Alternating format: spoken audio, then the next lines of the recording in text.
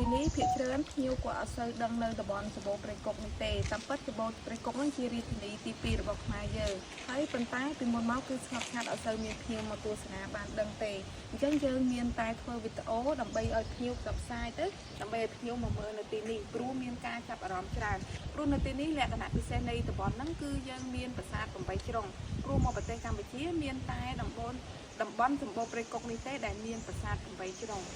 ហើយប្រាសាទនីមួយៗគឺមានលក្ខណៈរចនាបថហ្នឹងគឺខុសៗគ្នានៅលើចម្លាក់នៅលើប្រាសាទប៉ុន្តែការកសាងនៅទីនេះគឺមានតែ3សណ្ឋានទេគឺមានជាចតុកោណកែងការ៉េហើយនិង8ជ្រុងហ្នឹងប៉ុន្តែរូបចម្លាក់គឺខុសៗគ្នាដោយសារតែស្ដេចនៅទីនេះគឺមាន6អង្គគឺចាប់ពីភវវរ្ម័នទី1នៅឆ្នាំ598បញ្ចប់នៅ7រ8ហ្នឹងគឺព្រះនាងជ័យទី2គឺជាស្ដេចស្រីចុងក្រោយជ័យនេះអញ្ចឹងសម្រាប់បងប្អូនទាំងអស់គ្នាដែលមិនថាភ្ញៀវទេសចរជាតិនិងភ្ញៀវទេសចរអន្តរជាតិទេអញ្ចឹងចង់មកកំសាន្តចង់មកទស្សនាប្រាង្គប្រាសាទរបស់ខ្មែរយើងកុំភ្លេចមកប្រាសាទសម្បូរព្រៃគុកហើយបងប្អូនទាំងអស់គ្នាដែលតាមដានវីដេអូកុំភ្លេចជួយ like ជួយ share ទាំងអស់គ្នាដើម្បីឲ្យបានដឹងបានឃើញហើយមក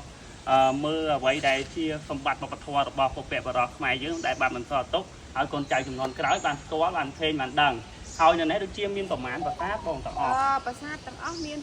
293ប្រាសាទ293ប្រាសាទណាបងណាប៉ុន្តែបច្ចុប្បន្ននេះនៅសល់ប្រហែលជា64ប្រាសាទហ្នឹងគឺចែកចេញជា3ក្រុមធំៗបាទក្រុមទី1គឺក្រុមសម្បូរក្រុមទី2គឺក្រុមកោក្រុមទី3គឺក្រុមទីពាន់ហ្នឹងបាទ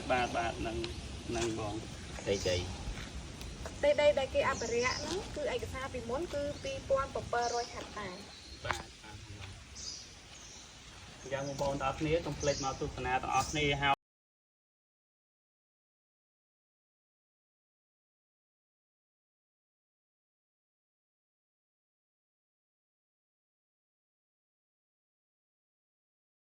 លើកដៃបួងសួងថាបើសិនជាព្រះមេដាខ្ញុំរកខ្ញុំមិនឃើញទេខ្ញុំនឹងនៅថែរក្សានឹងជារៀងរហូតអញ្ចឹងព្រះមេដាចាត់មន្ត្រីអាមាត្យរកអស់ពុកមាត់តែមើលទៅស្តៀងនឹងជនជាតិក្រិចព្រះអង្គឃើញសក់រួញហ្នឹងស្តៀងនឹងជនជាតិក្រិច